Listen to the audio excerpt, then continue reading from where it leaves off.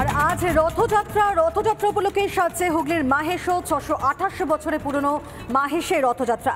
সকাল থেকে ভিড় জমিয়েছেন সেখানে অগণিত ভক্তরা। সেই ছবি একেবারে সরাসরি দেখতে পাচ্ছেন আপনারা। মন্দিরেও কিন্তু ভিড় রয়েছে ভক্তদের। মাহেশে বিশেষ পুজো অর্চনা চলছে। আর আমরা জানি যে বিভিন্ন প্রাচীনত্ব বা বিভিন্ন দিক থেকে, মাহাত্ম্যের দিক থেকে, ঐতিহাসিক দিক থেকে পুরীর রথযাত্রার পরেই মাহেশের স্থান। জগন্নাথ দেবের নবযৌবন উপলক্ষে যেমন একদিকে সেজে উঠেছে পুরী, তো অন্যদিকে তেমনভাবে সেজে উঠছে শ্রীরামপুরে মন্দির, মাহেশের মন্দির। এবং আজ ব্রহ্মাণ্ড পুরাণ অনুযায়ী সত্যযুগ থেকে এই রথযাত্রা চালু রয়েছে। আর সেই সময় রাজা ইন্দ্রদম্ভ যেভাবে বিষ্ণু মন্দির তৈরি করার স্বপ্ন দেখেছিলেন, তারপরেই রথযাত্রা উৎসব, সেই উপলক্ষে তারপর থেকে এই বিশেষ উৎসব পালন করা হয়। এই মুহূর্তে দুটো ছবি আপনাদের সামনে। একদিকে রথযাত্রায় সেজে উঠেছে পুরী, অন্যদিকে মাহেশে বিশেষ পুজো চলছে। আর এই মুহূর্তে মাহেশ থেকে একেবারে সরাসরি রয়েছেন আমাদের প্রতিনিধি রামকৃষ্ণ সিনহা। এই মুহূর্তে ছবিটা একবার জানবার চেষ্টা করব। মাহেশে বিশেষ পুজো চলছে, কি দেখতে পাচ্ছ রামকৃষ্ণ?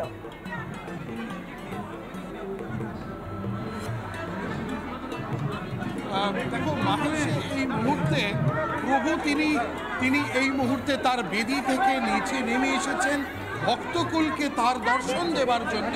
আর এই মুহূর্তে আমি এই ছবি দেখাচ্ছি যে যেখানে এখানকার যিনি প্রধান সেবায়েত ছিলেন তিনি এখানে বসে আছেন। তার বয়স আজ প্রায় ৮০ ঊর্ধ্ব। সেই মানুষটি আজও এখানকার দায়িত্বে রয়েছেন, সেবাব্রতে রয়েছেন। সঙ্গে রয়েছেন তার পুত্র পিয়াল অধিকারী, তিনিও আমাদের সাথে সকাল থেকে ছিলেন। আমরা দেখাচ্ছি সেই ছবি। বারবার একটা কথা বলতে ইচ্ছা করছে, জিজ্ঞাসা করতে ইচ্ছা করে পিয়াল, যে এই যে মাহেশ, এ বাংলার একটা ইতিহাস, একটা সংস্কৃতিকে এত বছর ধরে বহন করছে। দীঘাতেও আরেকটি মন্দির তৈরি হচ্ছে প্রভুর। তো আজকে মাহেশ ঠিক কতটা মানুষের কাছে গ্রহণযোগ্য, মানুষ কতটা এখনো মাহেশ ছাড়া ভাবতে পারে না বাংলার মানুষ। মাহেশ হচ্ছে একটা আবেগ। পশ্চিমবঙ্গের সবথেকে বড় আবেগ হচ্ছে বলতে গেলে মাহেশ সর্ববৃহৎ এবং সর্বপ্রাচীনতম রথযাত্রা। আজকে মাহেশ নিজেই নিজের পরিচিতিতে পরিচিত। দেখুন, অনেক জায়গায় মন্দির হতে পারে, অনেক ভক্ত আছে জগন্নাথের, সবাই তো জগন্নাথের সন্তান। আজকে জগন্নাথের সন্তান সবাই নিজের ভালোবেসে তার নিজের জন্য অনেকেই আজকে মন্দির হতে পারে, আজকে রথ বেরোতে পারে।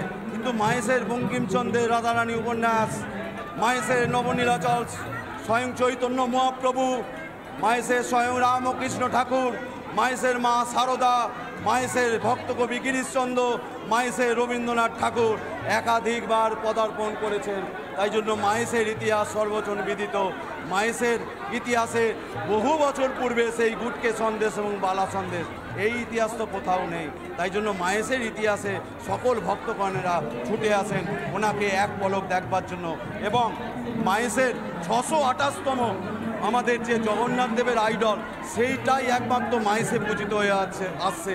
এটাই হচ্ছে সমগ্র পৃথিবীর মধ্যে আমাদের অন্যতম প্রাচীনতম মূর্তি। আমাদের মূর্তি পাল্টানো হয় না।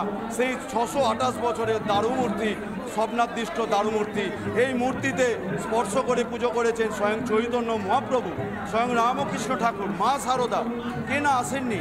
তাই এই ইতিহাস তো অন্য জায়গায় পাওয়া যাবে না। আমি সবাইকে আহ্বান জানাচ্ছি, আপনারাও রথ বার করুন, আপনারাও প্রভুর সেবা করুন। কিন্তু মাহেশ যথা প্রভু জগন্নাথ, বিভু পরমেশ, এমন দয়াল ঠাকুর কোথায় আছে? সকল ব্যথার শেষ। একটা কথা না বললেই নয়, তা হচ্ছে পিয়াল যে কথাটা বললেন, পিয়াল যে এই যে দারুব্রহ্ম, এই দারুব্রহ্মতে স্পর্শ করেননি এমন মানুষ বোধহয় সত্যি এই বাংলায় বিরল।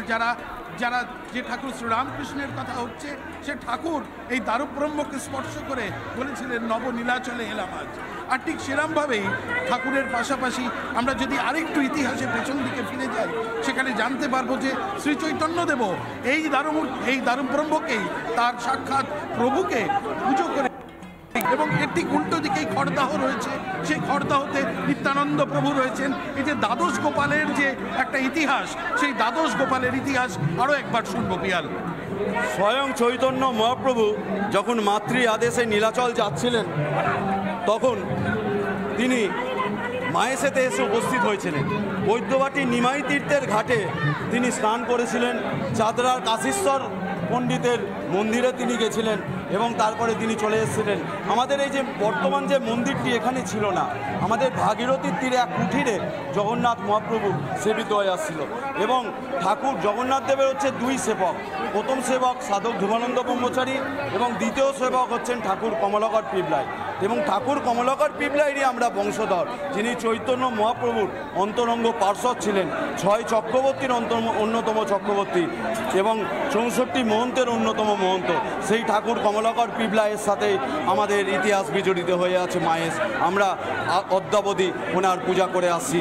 আমি 14তম পুরুষ, আমার বাবা প্রধান সেবায়িত সৌমেন অধিকারী, উনি 13তম পুরুষ, আমার দাদু স্বর্গীয় অমরেন্দ্রনাথ অধিকারী, তিনি 12তম পুরুষ।